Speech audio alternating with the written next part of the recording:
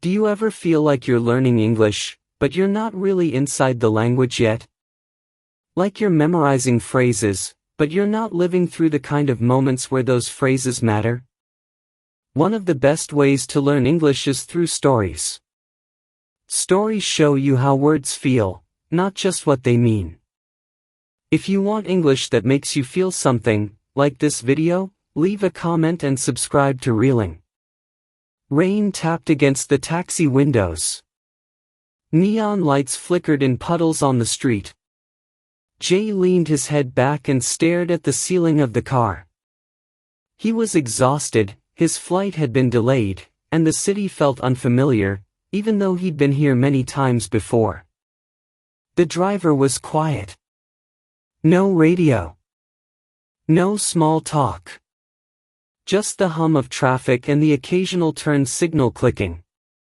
Jay checked his phone. No messages. No updates. Just silence. They stopped at a red light. The driver glanced at him through the mirror. "You're not from here," he said. Jay looked up. "I used to be." The driver nodded. "You came back for something?"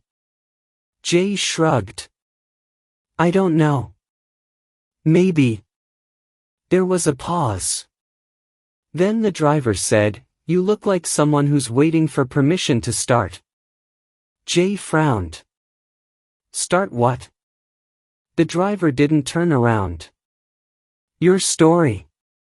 Jay chuckled softly. "My story?"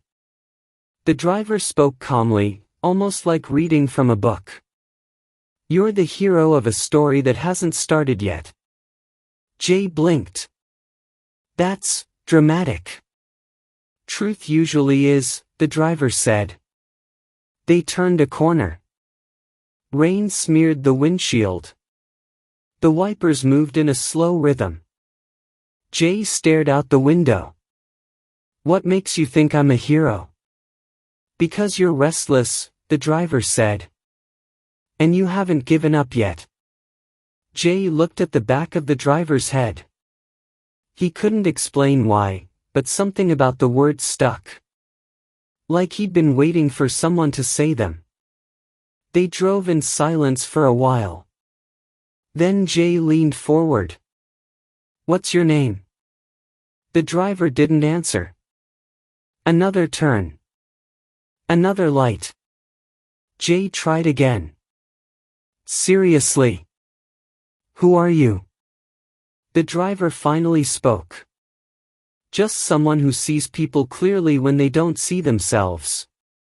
Jay looked down at his hands.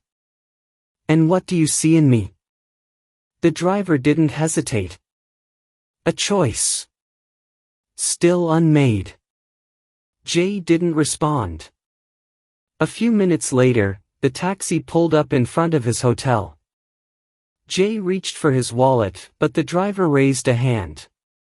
"No charge tonight." Jay paused. "Why?" The driver finally looked at him. His eyes were dark, calm, steady. "Because the story hasn't started yet. And when it does, you'll understand." Jay got out slowly. The air smelled like wet stone and diesel. He turned to thank the driver, but the taxi was already gone. That night, he lay awake, staring at the ceiling. The words echoed in his head, "You're the hero of a story that hasn't started yet." For the first time in months, he didn't feel stuck. He felt ready.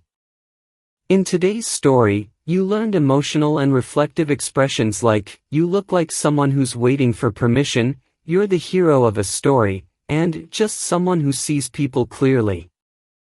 These phrases help you practice real spoken English that goes beyond small talk.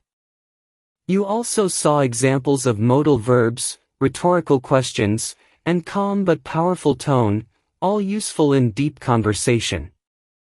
On Reeling, we share daily stories to help you learn English through strange, quiet, human moments.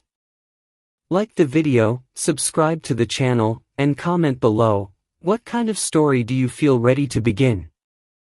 See you in the next video.